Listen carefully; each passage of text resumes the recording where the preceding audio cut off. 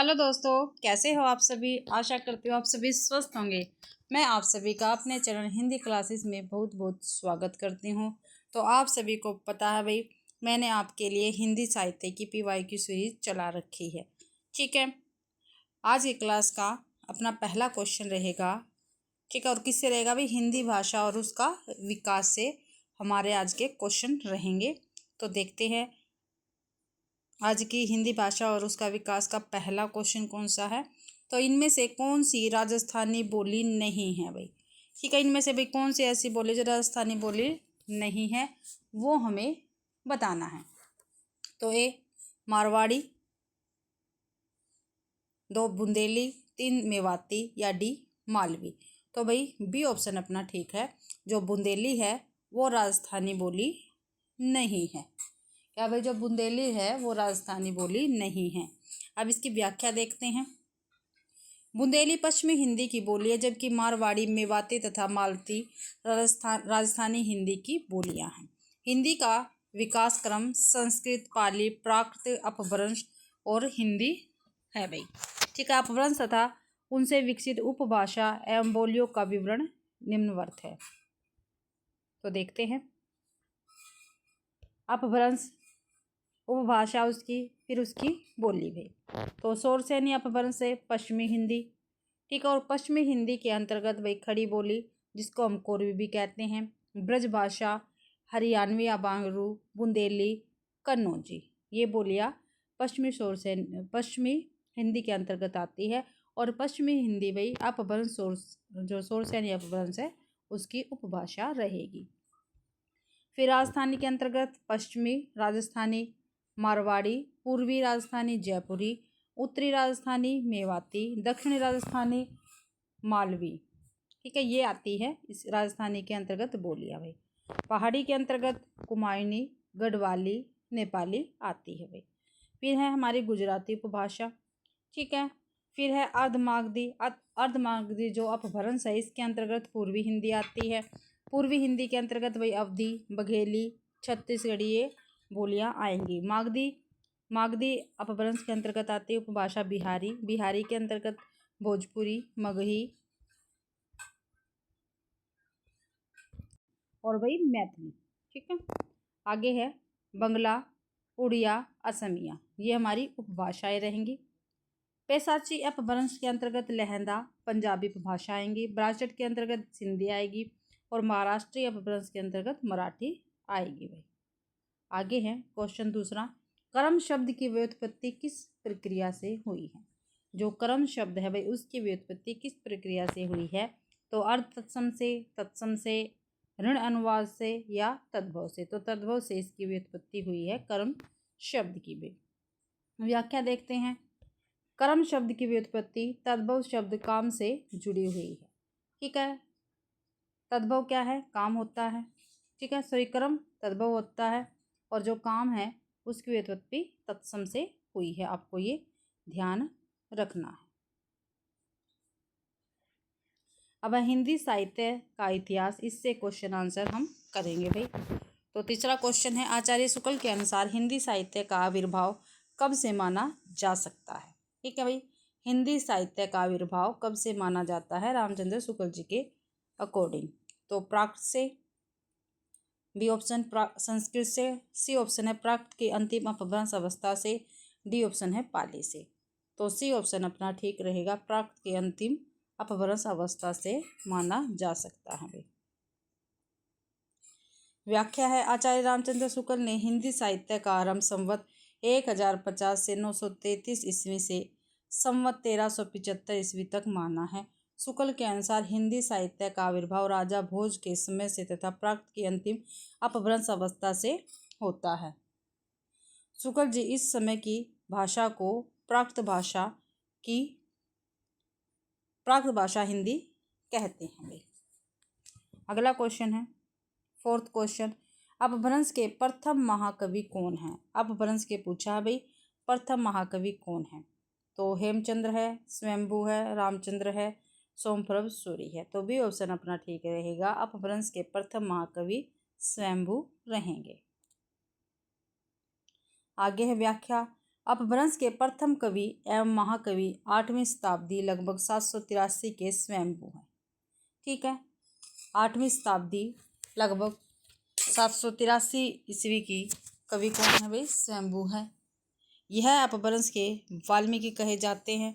Doctor Ram Kumar Verma ने इन्हें हिंदी का प्रथम कवि माना। किसने माना भाई? डॉक्टर राम कुमार वर्मा ने ये जो है हमारे स्वयंभू, इनको हिंदी का प्रथम कवि माना है भाई। पंचरयु, रिठ्ठनेमियु, चरयु तथा स्वयंभू छंद आदि स्वयंभू की रचनाएं रहेंगी। 5वां क्वेश्चन है भाई अपनी क्लास का, हिंदी का प्रथम महाकाव्य कौन सा है? ठीक है भाई, हिंदी का प्रथम महाकाव्य पूछा भाई कौन सा है? तो ए पृथ्वीराज विजय, बी रामचरितमानस, सी पृथ्वीराज रासो या डी पद्मावत। तो पृथ्वीराज रासो बिल्कुल ठीक है, यानी सी ऑप्शन अपना ठीक रहेगा। हिंदी का प्रथम महाकाव्य भाई पृथ्वीराज रासो रहेगा। व्याख्या है, आचार्य रामचंद्र शुक्ल के अनुसार हिंदी का प्रथम महाकवि पृथ्वीराज रासो तथा प्रथम महाकवि कौन है? चंद्रबरदाई जी है। और चंद्रबरदाई ने ही भी पृथ्वीराज रासो की रचना की थी। पृथ्वीराज रासो 69 समय यानी सर्ग या अध्याय में है। सर्वप्रथम डॉक्टर वुलर ने इसे अप्रमाणिक घोषित किया भाई। किसको? पृथ्वीराज रासो को, जो सर्वप्रथम डॉक्टर वुलर ने इसको अप्रमाणित घोषित किया था भाई। कई विद्वान ऐसे हैं जो पृथ्वीराज रासो को क्या है? प्रमाणिक मानते हैं। कोई अर्ध प्रमाणिक मानता है, कई अप्रमाणिक मानते हैं। और अप्रमाणिक में सबसे पहले नाम किसका है? डॉक्टर वुलर का। काव्य ग्रंथ, प्रकाशन और ग्रंथकार, पृथ्वीराज विजय भाई जैनक भट्ट की है। रामचरितमानस 1574 ईस्वी का प्रकाशन वर्ष है। गोस्वामी तुलसीदास की ये रचना रहेगी। पद्मावत 1540 ईस्वी है। मलिक मोहम्मद जायसी की रचना रहेगी। 6वां क्वेश्चन है, आलाखंड किसने लिखा है? आलाखंड किसने लिखा है? ए जगनीक ने, बी अमीर खुसरो ने, सी चंद्रबरदाई ने, डी नरपति नाहल ने। तो ए ऑप्शन अपना ठीक रहेगा, जो आलाखंड है वो जगनीक ने लिखा है। देखते हैं, आलाखंड के रचनाकार जगनीक है। इसका मूल नाम परमाल रासो 1230 ईस्वी है। यह एक लोक के काव्य है। ठीक है, अतः बरसात में गाया जाता है, यानी लोकगीत है और बरसात में गाया जाता है भाई। और यह वीर रस से परिपूर्ण वीरता का गीत है। ठीक है, जो आलाखंड है वो क्या है भाई? वीरता का गीत है, ये वीर रस से परिपूर्ण है। और बेसवाड़ा इसका प्रमुख केंद्र माना जाता है। जो आलाखंड है उसका प्रमुख केंद्र को माना जाता है बेसवाड़ा। ध्यान रखना आपको। 1865 ईस्वी में चार्ल्स इलियट ने सबसे पहले आलाखंड के नाम से प्रकाशित करवाया था। 1865 में भाई चार्ल्स इलियट ने इसको भाई आलाखंड के नाम से प्रकाशित करवाया था। 7वां क्वेश्चन है, इनमें से हिंदी साहित्य का इतिहास किसने नहीं लिखा है? नहीं लिखा, आपने ध्यान रखना भाई, नहीं। ठीक है, ए नगेंद्र, बी लक्ष्मी सागर वार्ष्णेय, सी राम कुमार वर्मा या डी बच्चन सिंह। तो ए ऑप्शन अपना ठीक रहेगा, जो नगेंद्र जी है इन्होंने हिंदी साहित्य का इतिहास नहीं लिखा है। डॉक्टर नगेंद्र ने हिंदी साहित्य का इतिहास 1973 ईस्वी का संपादन किया है। क्या भाई? संपादन किया है हिंदी साहित्य का इतिहास 1973 ईस्वी में। ठीक है, लेखन नहीं किया, ध्यान रखना है। जबकि अन्य इतिहासकारों ने हिंदी साहित्य का मूल लेखन किया है, जिसका विवरण निम्नवत है। तो इतिहास ग्रंथ, प्रकाशन वर्ष और इतिहासकार। आधुनिक हिंदी साहित्य 1941 ईस्वी, लक्ष्मी सागर वार्ष्णेय जी। ठीक है, हिंदी साहित्य का आलोचनात्मक इतिहास 1938 ईस्वी, प्रकाशन वर्ष है, राम कुमार वर्मा रहेंगे। हिंदी साहित्य का दूसरा इतिहास 1996 और बच्चन सिंह का ये रहेगा भाई। 8वां क्वेश्चन है, 12 बरस लो कुकर जीवे अरु 13 लो जिए सिहार, बरस 18 क्षत्रिय जीवे आगे जीवन को धिक्कार। ये पंक्ति किस रासो काव्य की है? तो ए कुमार रासो की, बी पृथ्वीराज रासो की। ठीक है भाई, आगे देखते हैं, सी हम्मी रासो की या डी परमार रासो की। तो परमार रासो की ये पंक्तियां रहेंगी भाई। व्याख्या में देखते हैं, पंक्तियां दे रखी हैं और ग्रंथ है और ग्रंथकार के नाम। 12 बरस लो कुकर जिए को धिक्कार परमार रासो की है, आला खंड से भाई। ठीक है, और जगनीक क्या है? इसके ग्रंथकार हैं। और परमार रासों का दूसरा नाम ही क्या है, आला खंड है। उक्ति धर्म विशाल से राजनीति नवरस खट भाषा पुराणम च कुराना कथित मया। तो पृथ्वीराज रासो चंद्रबरदाई, ठीक है, पृथ्वीराज रासो से ली गई और चंद्रबरदाई की ये है भाई। उक्त धर्म विशाल से राजनीति नवरसम खट भाषा पुराण च कुराणम कथित मया।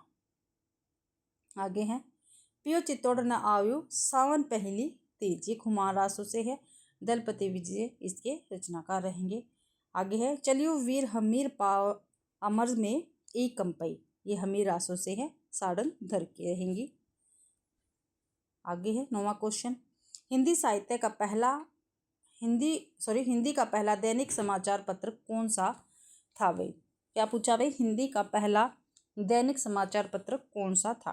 तो ए बंगदर्शन, बी समाचार सुधावर्षन, सी उदंतमार्तन या डी भारत मित्र। तो समाचार सुधावर्षन ये क्या था, हिंदी का पहला दैनिक समाचार था भाई, दैनिक समाचार था, ठीक है, बी ऑप्शन ठीक रहेगा। पत्र पत्रिकाएं प्रकाशन वर्ष संपादक और प्रकार और भाई सतान इनके, ठीक है, देखते हैं। समाचार सुधावर्षन 1884 ईस्वी में प्रकाशन हुआ था। संपादक भाई श्याम सुंदर सेन जी हैं समाचार सुधावर्षन के, और भाई ये दैनिक थी, कलकत्ता से निकलती थी, ठीक है, और कलकत्ता में क्या था, प्रथम दैनिक हिंदी समाचार पत्र, ठीक है, इस नाम से निकलती थी भाई। फिर है उदंतमार्तन, ये 30 मई 1826 ईस्वी को इसका प्रकाशन हुआ था। जुगल किशोर शुक्ल जी ने किया था और ये साप्ताहिक पत्रिका थी, ठीक है, और कलकत्ता से निकलती थी। हिंदी का प्रथम समाचार पत्र था ये, क्या भाई, हिंदी का प्रथम समाचार पत्र था, लेकिन ये क्या था, साप्ताहिक था। और जो समाचार सुधावर्षन है ये भाई क्या था, दैनिक समाचार पत्र था, आपको ये ध्यान रखना है। फिर भारत मित्र है, ये 1877 ईस्वी में प्रकाशित हुई।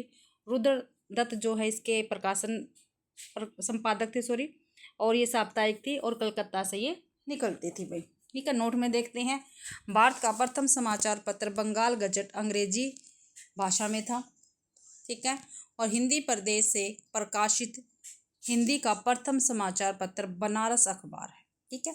हिंदी प्रदेश से प्रकाशित हिंदी का प्रथम समाचार पत्र कौन है, बनारस अखबार है, ये आपको ध्यान रखना है। इस साप्ताहिक अखबार का प्रकाशन, और ये क्या था, साप्ताहिक था, ठीक है, कौन, बनारस अखबार जो हिंदी भाषा में था। और इस साप्ताहिक अखबार का प्रकाशन बनारस से 1845 ईस्वी में राजा शिव प्रसाद सिंह के संपादक में होता था भाई। 10वां क्वेश्चन है, अमिये हलाहल मद भरे श्वेत श्याम रतनार जियत मरत झुकी झुकी परत जय ही चितवत इक बार, एक काव्य पंक्तियों के कवि कौन है। तो ए बिहारी, बी रसलीन, सी घनानंद, डी मतीराम। तो अपना बी ऑप्शन ठीक रहेगा भाई, जो रसलीन जी है वो इन पंक्तियों के कवि रहेंगे। व्याख्या है, ठीक है, पंक्तियां दे रखी है, पंक्तिकार देखे। अमिये हलाहल, ठीक है, रसलीन की पंक्ति है। कुंदन को रंग फीको लगे लड़के सब अंग चारू गोसाई, तो मतीराम की पंक्ति रहेगी भैया। आगे है, बतरस लाल की मुरली धरी लुकाए सोह करे गोहनी हंसे देन कहे नटी जाए, ये बिहारी लाल की पंक्तियां रहेगी। आगे है, झलके अति सुंदर आनंद गो छके दृग राजती कानन छवे, तो ये घनानंद की पंक्तियां रहेंगी भाई। आगे है, इनमें से किस कवि ने लक्षण ग्रंथ नहीं लिखा है, ठीक है, इनमें से भी कौन से ऐसे कवि हैं जिन्होंने लक्षण ग्रंथ नहीं लिखे हैं, वो हमें बताना है। तो ए देव, बी पद्माकर, सी भूषण या डी बिहारी। तो जो बिहारी हैं उन्होंने लक्षण ग्रंथ नहीं लिखा है, डी ऑप्शन अपना बिल्कुल ठीक रहेगा। आगे है, काव्य के लक्षण दोहा, सवैया, कवित्व इत्यादि छंदों या रस अलंकार आदि सिद्धांतों के रूप में कवि आचार्य द्वारा निरूपण ही लक्षण ग्रंथ होता है। इसकी रचना लक्षण और उदाहरण युक्त होती है। इन्हें रीतिबद्ध या आचार्य कवि भी कहा जाता है। रीतिबद्ध काव्य धारा के कवि देव, ठीक है, देख लेना भी रीतिबद्ध के कौन कौन से है, कवि देव, पद्माकर, भूषण इत्यादि हैं। जिन कवियों ने रीति ग्रंथों की रचना न कर काव्य सिद्धांत या लक्षणों के अनुसार रचना की है रस अलंकार, नायिका भेद इत्यादि इसके ध्यान में तो, परंतु काव्य में इन्होंने इसका प्रत्यक्ष प्रयोग नहीं किया। लेकिन उसके अनुसार उत्कृष्ट काव्य की रचना की ऐसे कवियों को रीतिसिद्ध कवि भी कहा जाता है। और रीतिसिद्ध काव्य के कवि कौन है? प्रमुख कवि बिहारी है। 12वां क्वेश्चन है, बरवे नायिका भेद का रचनाकार कौन है? तो ए रहीम, बी रसलेन, सी बिहारी, डी मतीराम।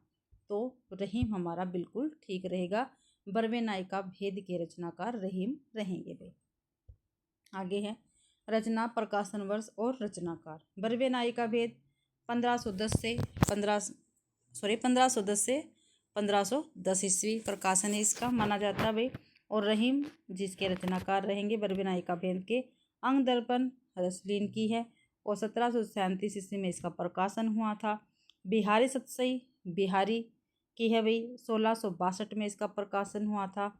रसराज मतीराम की है, 1663 में इसका प्रकाशन हुआ था।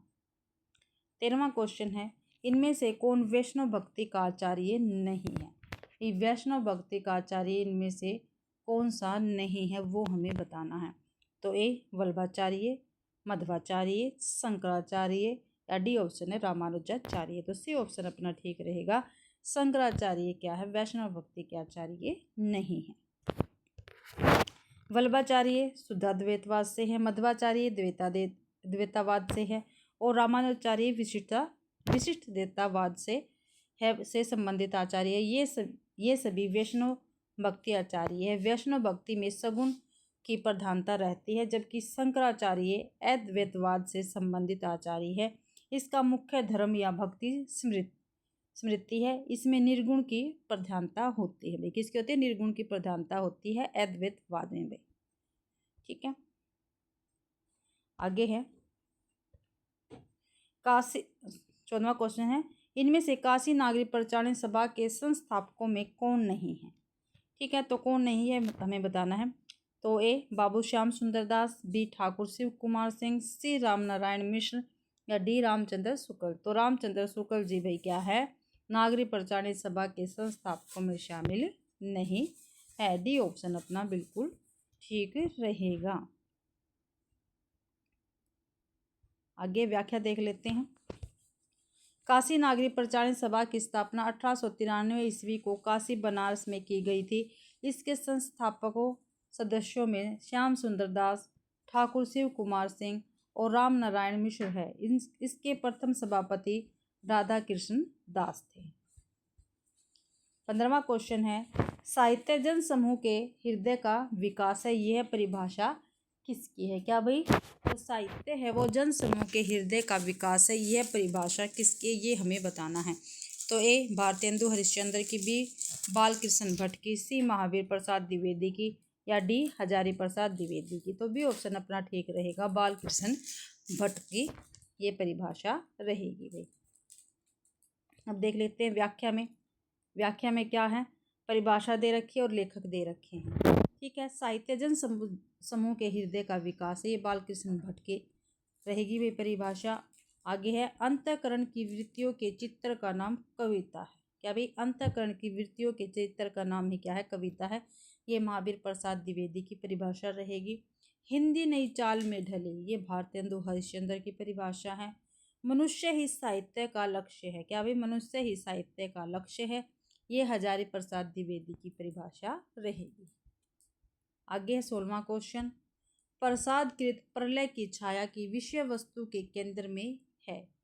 ठीक है, तो इनमें से 4 ऑप्शन दे रखे, इसमें से कौन सा जो प्रलय की छाया की विषय वस्तु के केंद्र में, वो हमें बताना है। तो ए महाराणा प्रताप का प्रभाव, बी पद्मिनी का अग्निदाह, सी जल प्रलय या डी रानी कमलावती का पश्चाताप। तो डी ऑप्शन अपना ठीक रहेगा, रानी कमलावती का पश्चाताप प्रलय की छाया की विषय वस्तु है भाई।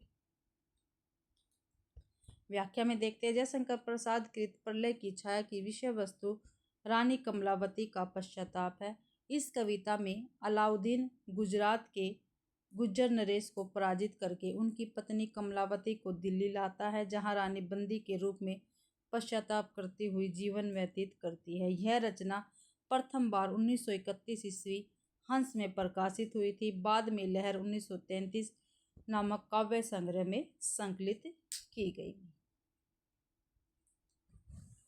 आगे है हिंदी साहित्य की गद्य विधा। अब इससे क्वेश्चन आंसर रहेंगे हमारे क्या, हिंदी साहित्य की गद्य विधाएं से।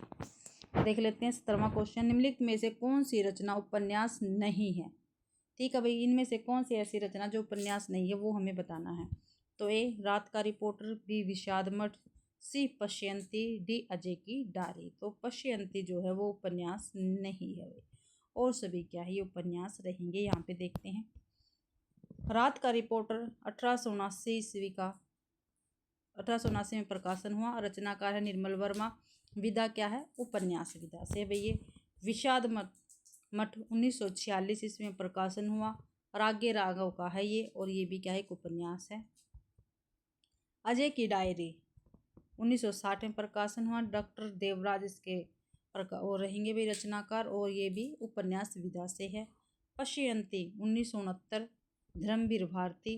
ठीक है, ललित निबंध संग्रह है पश्यंती का। ठीक है, और धर्मवीर भारती इसके रचनाकार रहेंगे। 18वां क्वेश्चन है सीलवती सुरेंद्र वर्मा के किस नाटक की पात्र है। भाई पात्र पूछा है। ठीक है, सुरेंद्र वर्मा का नाटक है, उसकी ये पात्र है। आपको ये बता रहा हूँ कौन सा नाटक है। तो ये सेतुबंद, बी सूर्य की अंतिम किरण से सूर्य की पहली किरण तक, सी 8वां सर्ग, डी द्रौपदी। तो बी ऑप्शन अपना ठीक रहेगा, सूर्य की अंतिम किरण से सूर्य की पहली किरण तक। ठीक है, ये क्या एक नाटक है, सुरेंद्र वर्मा का है, इसकी पात्रा है सीलवती। तो यहाँ पे देखते हैं नाटक है, प्रकाशन वर्ष है और उसके पात्र दे रखे हैं भाई। ठीक है, सेतुबंद 1972 में इसका प्रकाशन हुआ। ठीक है, प्रभावती और कालिदास ये इसके पात्र रहेंगे भाई। आगे है सूर्य की अंतिम किरण से सूर्य की पहली किरण तक, ये 1975 में प्रकाशन हुआ था इसका। और जो सीलवती है ये इसकी पात्रा रहेगी। 8वां सर्ग 1976 में इसका प्रकाशन हुआ। प्रियंगु मंजरी क्या है, इसकी पात्र रहेगी। और द्रौपदी 1972 में इसका प्रकाशन हुआ और सुरेखा और मनमोहन इसके पात्र रहेंगे। आगे है काव्य शास्त्र एवं आलोचना। ठीक है, इससे क्वेश्चन आंसर अब हम करेंगे। तो 9वां क्वेश्चन है प्रयोगवाद को बैठे ठाले का धंधा किस आलोचक ने कहा है। क्या भाई, प्रयोगवाद को बैठे ठाले का धंधा किस आलोचक ने कहा है, ये हमें बताना है। तो ए नंद दुलारे वाजपेयी ने, बी रामविलास शर्मा ने, सी शिवदान सिंह चौहान ने, डी नामवर सिंह ने। तो ए ऑप्शन अपना ठीक रहेगा, नंद दुलारे वाजपेयी ने प्रयोगवाद को बैठे ठाले का धंधा कहा है। ए ऑप्शन अपना बिल्कुल ठीक रहेगा। आगे है व्याख्या। नंद दुलारे वाजपेयी ने नया साहित्य नए पर्सन 1955 में प्रकाशन हुआ था, जिसका क्या भाई नया साहित्य नए पर्सन 1955 में जिसका प्रकाशन हुआ था में प्रयोगवाद को बैठे ठाले का धंधा कहा है। वे कहते हैं प्रयोक्ताओं के पास न तो कोई काव्य संबंधी कोई कौशल था और न ही किसी प्रकार की कोई कथनीय वस्तु थी। ये किसने कहा है, नंद दुलारे वाजपेयी ने कहा है, नया साहित्य नए पर्सन के अकॉर्डिंग। तथ्य विधा से क्वेश्चन है स्वाभाविक स्वागत इन दोनों शब्दों में कौन सा उपसर्ग है। भाई स्वाभाविक दे रखा और स्वागत दे रखा, इनमें कौन सा उपसर्ग है ये हमें बताना है। तो ए दोनों में सव, बी दोनों में सु, सी दोनों में क्रम से सव और सु, या दोनों में क्रम से सु और सव। तो सी ऑप्शन ठीक रहेगा। ठीक है, सब में स्वाभाविक में सव उपसर्ग है और स्वागत में सु है भाई। ठीक है, सव प्लस में भावक। ठीक है, नीचे देख लेते हैं इसकी व्याख्या। देखो भाई, सव प्लस में भाव प्लस में एक क्या हो गया, स्वाभाविक। ठीक है, सु प्लस में आगत स्वागत। ठीक है, दोनों क्रम से सव और सु उपसर्ग का प्रयोग किया गया है। उपसर्ग शब्द के आरंभ में लगता है जबकि प्रत्यय शब्द के अंत में लगता है भाई। 21वां क्वेश्चन है निम्नलिखित में से कौन सा युग्म संगत है। तो देखते हैं कौन सा सुगम इसमें से संगत पूछा वो बताना है। 3 तो गलत है, 1 ठीक है, तो हमें ठीक बताना। विषाद मठ अमृतलाल का नहीं भाई। विश्व बाहु परशुराम चतुर्सेन शास्त्री का गलत है। अंतिम अरण्य निर्मल वर्मा ये बिल्कुल ठीक है। मैया दास की माड़ी मोहन राकेश ये भी क्या है, गलत है। सी ऑप्शन अपना बिल्कुल ठीक रहेगा। आगे व्याख्या देखते हैं इसकी। उपन्यास, प्रकाशन वर्ष और उपन्यासकार। ठीक है, देखते हैं यहाँ पे। विषाद मठ 1946 ईस्वी में इसका प्रकाशन हुआ था और रागे रागों का हर, ये ऊपर भी आया था। और विश्व बाहु परशुराम ये 1997 में प्रकाशन हुआ था। विशंबर नाथ उपाध्याय का ये रहेगा उपन्यास है ये। अंतिम अरण्य 2000 ईस्वी में प्रकाशन हुआ निर्मल वर्मा का। मैया दास की माड़ी 1988 में प्रकाशन हुआ भीष्म साहनी का। ठीक है, उपन्यास है ये भीष्म साहनी का भाई। पीढ़िया 1990 में प्रकाशन हुआ था अमृतलाल वर्मा का, ये क्या है एक उपन्यास रहेगा भाई। 22वां क्वेश्चन है, निम्नलिखित में से कौन सा युग्म असंगत है। ठीक है, अब क्या है असंगत हमें बताना, पहले सही बताना था, अब हमें जो इसमें से गलत है वो हमें बताना है। तो देखते हैं। एक, तिरस्कृत मोहन नेमिष राय का। अन्या से अनन्या प्रभा केतन, ठीक है। झूठन ओम प्रकाश वाल्मीकि का। हाथ से रमणिका गुप्ता का। तो एक गलत है, जो तिरस्कृत है वो मोहन नेमिष राय का नहीं है। आगे देखते हैं। आत्मकथाएं हैं ये सभी, ठीक है। इनका प्रकाशन वर्ष और आत्मकथाकार देखते हैं कौन कौन है। तो तिरस्कृत 2002 सूरजपाल चौहान के क्या है आत्मकथा रहेगी भाई। अन्या से अनन्या 2007 में इसका प्रकाशन हुआ था और प्रभा खेतान क्या है ये इसकी लेखिका रहेगी और ये क्या है एक आत्मकथा है। जो चारों ये पांचों दे रखे हैं ये आत्मकथाएं हैं। जूठन 1997 में प्रकाशन हुआ था। ओम प्रकाश वाल्मीकि इसके आत्मकथाकार रहेंगे। हादसे 2005 में इसका प्रकाशन हुआ था और रमणिका गुप्ता इसकी लेखिका रहेगी इस आत्मकथा की भाई। अपने अपने पिंजरे 1995 मोहनदास नेमिष राय का रहेगा भैया और ये भी क्या एक आत्मकथा है। 23वां क्वेश्चन, निम्नलिखित में से कौन सा युग्म संगत है। अब क्या हमें जो सही है वो बताना है। 3 गलत है, 1 सही है। आह वेदना मिली विदाई जयशंकर प्रसाद का। सखी वे मुझसे कहकर जाते, ये गलत है। ठीक है। एक बार बस और नाच तू श्याम, ये भी गलत है, स्मृतिआनंद पंत का नहीं है। दुख सबको मांझता है, ये भी क्या है गलत है। तो ए ऑप्शन अपना ठीक रहेगा। अब काव्य पंक्तियां हैं, उनके रचनाकार है। ठीक है, देखते हैं व्याख्या में। आह वेदना मिली विदाई ये जयशंकर प्रसाद की पंक्तियां रहेंगी। सखी वे मुझसे कह कर जाते मैथिली शरण गुप्त की है। एक बार बस और नाच तू श्यामा ये सूर्यकांत त्रिपाठी जी की पंक्तियां रहेंगी। दुख सबको मांझता है ये अज्ञे जी की पंक्तियां हैं। सुंदर है विहग सुंदर सुमन सुंदर मानव तुम सबसे सुंदरतम ये सुमित्रानंदन पंत की पंक्तियां रहेंगी। आगे है पर शेष नहीं होगी यह मेरे प्राणों की क्रीड़ा, तुमको पीड़ा में ढूंढा तुमको ढूंढेगी पीड़ा, ये महादेवी वर्मा की पंक्तियां रहेंगी। आगे प्रकाशन काल की दृष्टि से सही अनुक्रम हमें बताना है। तो चित्रलेखा, सन्यासी, निर्मला, न आने वाला कल। तो निर्मला सबसे पहले आएगा। ठीक है, तो निर्मला भाई ओनली बी में है, बी हमारा ठीक रहेगा। यहाँ पे इसको देख लेते हैं व्याख्या में। उपन्यास, प्रकाशन वर्ष और उपन्यासकार भाई। निर्मला 1927 ईस्वी प्रेमचंद्र जी का उपन्यास रहेगा ये। चित्रलेखा 1934 ईस्वी भगवती चरण वर्मा का उपन्यास रहेगा। सन्यासी 1941 ईस्वी प्रकाशन वर्ष इलाचंद्र जोशी का ये उपन्यास रहेगा। न आने वाला कल 1968 मोहन राकेश का ये उपन्यास रहेगा। और ये चारों के चारों क्या है उपन्यास है और ये इनके लेखक है, ये इनका प्रकाशन वर्ष है भाई। 25वां क्वेश्चन है, कालक्रम की दृष्टि से निम्नलिखित कहानियों का सही अनुक्रम बताना। अब क्या है कहानियों का सही अनुक्रम बताना है। मिठाई वाला, वापसी, यश ज्ञान, इंदुमती। तो इंदुमती सबसे पहले आएगा, सी ऑप्शन ठीक रहेगा। यहाँ पे देखते हैं भाई। इंदुमती 1900 ईस्वी में प्रकाशन हुआ और किशोरी लाल गोस्वामी जी की ये कहानी रहेगी भाई। ठीक है, और हिंदी की प्रथम कहानी इंदुमती को ही माना जाता है रामचंद्र शुक्ल जी के अकॉर्डिंग। ठीक है। मिठाई वाला 1942 ईस्वी में प्रकाशन हुआ। भगवती प्रसाद वाजपेयी जी इसके कहानीकार रहेंगे। वापसी 1960 ईस्वी में प्रकाशन हुआ। उषा प्रियवदा इसकी कहानीकार रहेगी। यशगान 1997 ईस्वी अखिलेश इसके कहानीकार रहेंगे।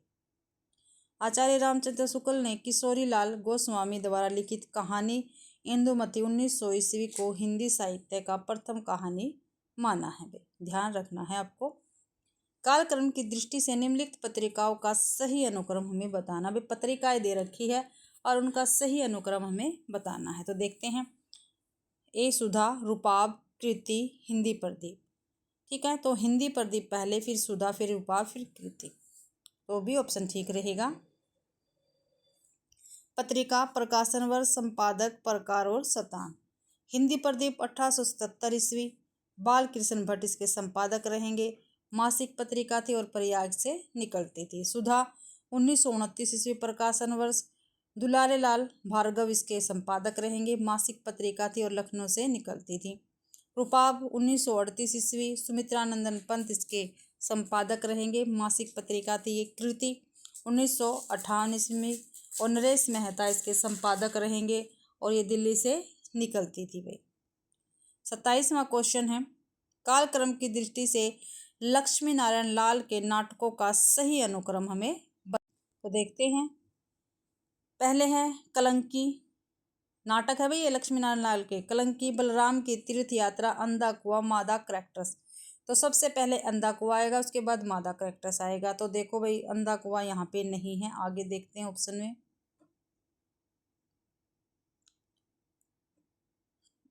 डी ऑप्शन में ही है। डी ऑप्शन अपना ठीक है। अंधा कुआं, मादा कैरेक्टर्स, कलंकी और बलराम की तीर्थ यात्रा। डी ऑप्शन बिल्कुल ठीक रहेगा भाई अपना। यहाँ पे देखते हैं, लक्ष्मी नारायण लाल के नाटकों का सही अनुक्रम देखना है। तो अनुक्रम के अकॉर्डिंग इसको अच्छी प्रकार से आप कहीं पर नोट कर लेना। ठीक है, अंधा कुआं 1955 ईस्वी, मादा कैरेक्टर्स 1959 ईस्वी, तीन आंखों वाली मछली 1960, सूखा सरोवर 1960 भाई, नाटक बहुरंगी 1961, नाटक तोता मैना 1962, रात रानी 1962, दर्पण 1962, रक्तमाल 1963, सूर्यमुख 1968, कलंकी 1969, मिस्टर अभिमन्यु 1971, कर्फ्यू 1972, दूसरा दरवाजा 1972 भाई, अब्दुल दीवाना ये 1975, नरसिंह कथा 1975, व्यक्तिगत 1975, गुरु 1976, यक्ष पर्सन 1976, एक सत्य हरिश्चंद्र 1976 में भाई, गंगा माटी 1970 में, सुगन पक्षी 1977 में, सब रंग मोह भंग 1977, पंच पुरुष 1978 में, राम की लड़ाई 1979, बलराम की तीर्थ यात्रा 1983 और कजरीवन 1980, सुंदरस 1960, काफ़ी हाउस में इंतजार और हाथी घोड़ा चूहा। ये सभी क्या है, लक्ष्मी नारायण लाल के नाटक रहेंगे भाई। और मैंने आपको क्रम भी बता दिया है अच्छी प्रकार से आपको। ठीक, अब देखते हैं प्रकाशन क्या है, निम्नलिखित ग्रंथों का प्रकाशन का सही अनुक्रम हमें बताना है। प्रकाशन के अकॉर्डिंग सही अनुक्रम हमें बताना है। देखते हैं, बाण भट्ट की आत्मकथा, चारुचंद्र लेख, पुनर्वा, अनाम दास का पोथा। तो ए ऑप्शन ही बिल्कुल ठीक रहेगा और ये हजारी प्रसाद द्विवेदी जी के उपन्यास रहेंगे भाई।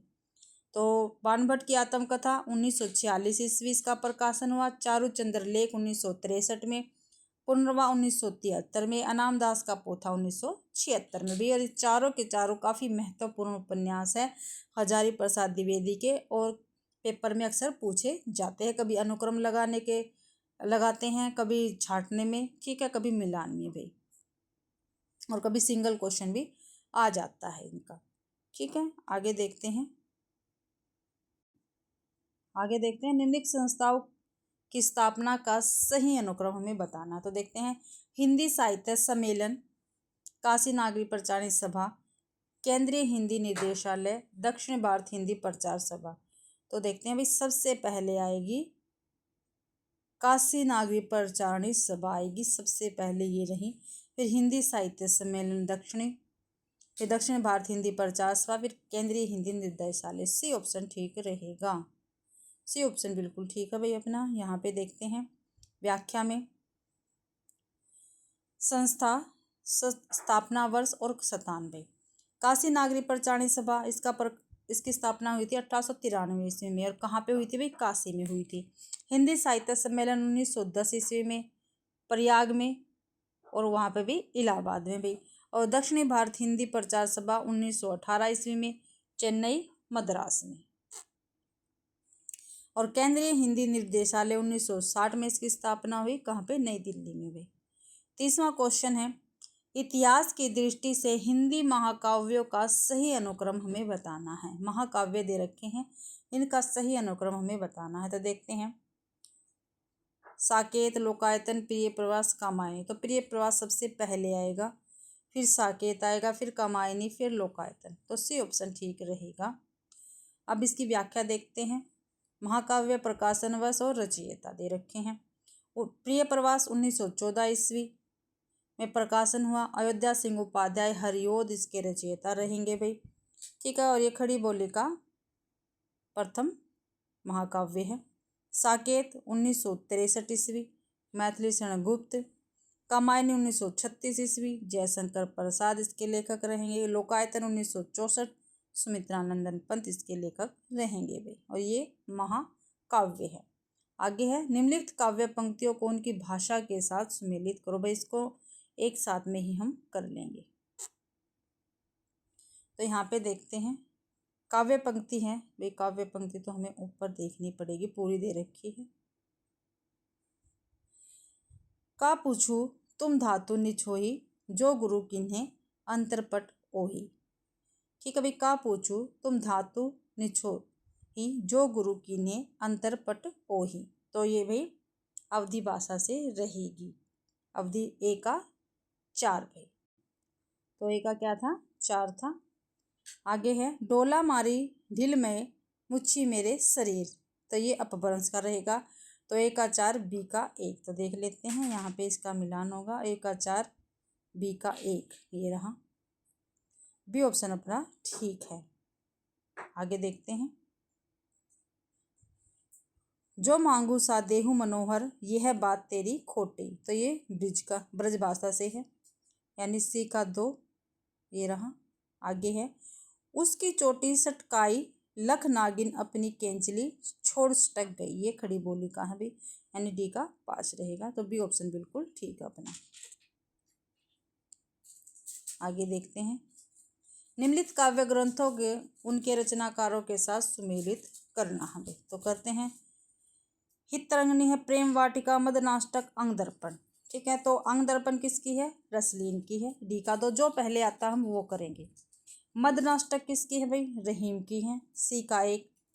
प्रेम वाटिका किसकी है भाई, रस खान की है। बी का 4। हितरंगिणी कृपाराम। तो ए का 3, बी का 4, सी का 1, डी का 2। देखो ये रहा पहले ही ऑप्शन में, डी का 2, ए का 3, बी का 4, सी का 1। ये ऑप्शन बिल्कुल ठीक रहेगा। अब यहाँ पे देखते हैं, काव्य ग्रंथ, प्रकाशन वर्ष, काव्यकार। हितरंगिणी 1541 ईस्वी प्रकाशन हुआ, और किसकी है ये कृपाराम का काव्य रहेगा। प्रेम वाटिका 1614 ईस्वी रसखान का है। मदनाष्टक रहीम की रचना रहेगी। अंग दर्पण 1737 ईस्वी में प्रकाशन हुआ, और रहीम की रचना रहेगी भाई। बिहारी सतसई 1662 ईस्वी में इसका प्रकाशन हुआ, और ये बिहारी की रचना रहेगी। आगे है 33वां क्वेश्चन, निम्नलिखित बोलियों को उनके भौगोलिक क्षेत्र के साथ सुमेलित करना है। ठीक है, भौगोलिक क्षेत्र के साथ सुमेलित करना है हमें। देखते हैं, तो भाई इसको साथ में कर लेंगे, थोड़ा ऑप्शन भी इसके आ जाएंगे। यहाँ पे कंप्लीट है। देखते हैं, हड़ौती किसकी है, ये राजस्थान की रहेगी भाई। ए का 3 2 ऑप्शन में है, इसलिए पहला और डी कट गया, ए और डी कट गया, बी और सी रहता है। बघेली मध्य प्रदेश, तो बी का 4, बी का 4 दोनों में है। गढ़वाली ये उत्तर प्रदेश, उत्तराखंड की है, गढ़वाली उत्तराखंड की है, तो सी का 1। ठीक है, कन्नौजी है भाई उत्तर प्रदेश की।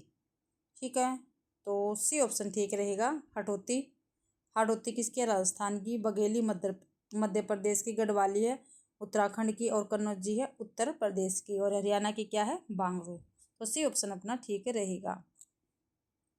यहाँ पे देख लेते हैं, हड़ौती किसकी है, राजस्थानी की है। बघेली मध्य प्रदेश, गढ़वाली उत्तराखंड, कन्नौजी उत्तर प्रदेश, और बांगरू हरियाणा की बोली रहेंगी। भौगोलिक क्षेत्र है भैया, ये बोली इनकी रहेंगी। यहाँ पे देखते हैं 34वां क्वेश्चन है, निम्नलिखित काव्य कृतियों को उनके रचनाकारों के साथ सुमेलित करना है। ठीक है, तो देखते हैं भाई, साथ में ही कर लेते हैं इनको। ये भाई आधे आधे दे रखे हैं, चलो इसको हम ऐसे देख लेंगे।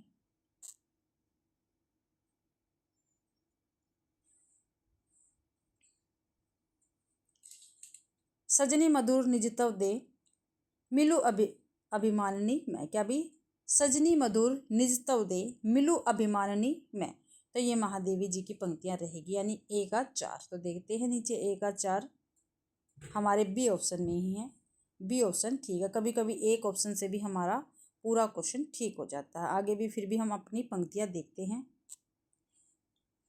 प्रिय के हाथ लगाए जागी ऐसी में सो गई, सो आएगी यहाँ पे, सो गई अभागी। ये सूर्यकांत त्रिपाठी निराला जी की पंक्तियां रहेगी। प्रिय के हाथ लगाए जागी ऐसी सो गई मैं अभागी।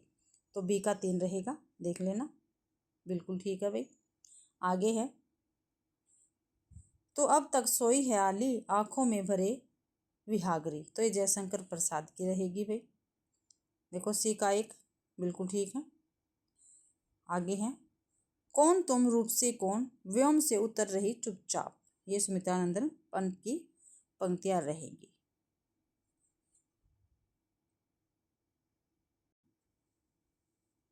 आगे देखते हैं 35वां क्वेश्चन है, इन कथनों के साथ उनके अलंकारों को सम्मिलित करना है। ठीक है, देखते हैं। तो सबसे पहले हम बी को मिलाते हैं। वह तो मानो देवता है। ठीक है, मानो जनो जनो यहाँ पे उत्प्रेक्षा है, यानी बी का 1 रहेगा। ठीक है, बी का 1 हमारे 2 ऑप्शन में है, इसलिए सी भी कट गया और ये भी कट गया भाई। ठीक है, वह आदमी नहीं हैवान है, ये है अपहुंती। तो ए का 5, ए का 5 डी ऑप्शन में, डी ऑप्शन ठीक है। कहीं यह उसकी चाल तो नहीं, ये 3 ऑप्शन रहेगा, भ्रांतिमान है। आप तो साक्षात इंद्र है। क्या भाई? आप तो साक्षात इंद्र है, तो ये रूपक है। तो डी ऑप्शन अपना ठीक रहेगा। यहाँ पे देखते हैं, वह आदमी नहीं हैवान है, अपहुंती अलंकार है। वह तो मानो देवता है, उत्प्रेक्षा अलंकार है। कहीं यह उसकी चाल तो नहीं, ये भ्रांतिमान अलंकार है भाई। आगे देखते हैं, आप तो साक्षात इंद्र है, ये रूपक अलंकार है। या अनुरागी चित्त की गति समझू नहीं कोय, जो जो बूढ़े श्याम रंग तो उज्जवल होए। तो विरोधाभास अलंकार रहेगा यहाँ पे। 36वां क्वेश्चन, निम्नलिखित विधि के क्रिया रूपों को उनकी बोलियों के साथ सुमेलित कीजिए। तो हम करते हैं इनको, तो इनको हम साथ में ही कर लेंगे, इनकी पंक्तियां नहीं है, ओनली क्रिया रूप दे रखा है और बोली दे रखी है। ठीक है, तो देखो भाई, करो ये बांगरू बोली का है क्रिया रूप। करहु ये अवधि बोली का क्रिया रूप है। करो ये ब्रज भाषा का है क्रिया रूप। करा भोजपुरी का है और करी अपभ्रंश का है भाई। तो 37वां क्वेश्चन है, पंक्तियों को उनके लेखकों के साथ सुमेलित करते हैं। तो साथ में देख लें, नहीं भाई, साथ में नहीं देख सकते। यहाँ पे देखते हैं, अब अभिव्यक्ति के सारे खतरे उठाने ही होंगे, तोड़ने होंगे मठ। तो ये ए का 4 यानी मुक्ति बोध की ये पंक्तियां रहेंगी। तो ए का 4 भाई, ए का 4 है हमारा 2 ऑप्शन में, सी और बी में, इसलिए ये दोनों कट हो गए हैं। अब देखो बी में 1 आएगा, सबको पता चल गया। अब इनसे हमारा क्लियर हो जाएगा। तो फिर भी बी का हम देख लेते हैं। सब ने भी अलग अलग संगीत सुनाया। क्या भाई? सब ने भी अलग अलग संगीत सुनाया, ये आगे का है। ठीक है, पंक्तियां, नैन में जिसके जलद वह त्रिशत चातक हूँ मैं। क्या भाई? नैन में जिसके जलद मैं त्रिशत चातक हूँ, वो ये महादेवी वर्मा का है। सी का तो सी ऑप्शन बिल्कुल ठीक रहेगा ये अपना। आगे है, ऐसनी पात तय शासित उन्नत सत सत वीर, ये निराला जी की। ठीक है, तो सी का डी का 3। तो देखो ठीक है ना, ये यहाँ पे देखो भाई। आगे ये एक रह गया था कुंवर नारायण की, यहाँ पे पंक्ति दे रखी है, यहाँ पे बीच में कट था, इसलिए मैंने ऊपर ही बता दिया। अजीब वक्त है, बिना लड़े ही एक देश का देश स्वीकारता चला जाता है, तो अपनी ही तुच्छताओं के अधीन। ये कुंवर नारायण की पंक्तियां रहेंगी। 38वां क्वेश्चन है, निम्नलिखित शब्दों को उनके समास के साथ सुमेलित करना है। ठीक है भाई, समास के साथ सुमेलित करना है। तो देखते हैं, त्रिनेत्र ये बहुवीर्य समास है। दान पुण्य द्वंद्व है। ठीक है, देख रहे थे, इससे से मिलान करते, सी का 4 बी का 3, सी का 4 हो गया बी का 3 हो गया। बी ऑप्शन अपना बिल्कुल ठीक रहेगा भाई। वनवास वन में वास तत्पुरुष समास यथाविधि अविभाव समास, तो बिल्कुल ठीक है हमारा बी ऑप्शन। यहाँ पे देख लेते हैं भाई,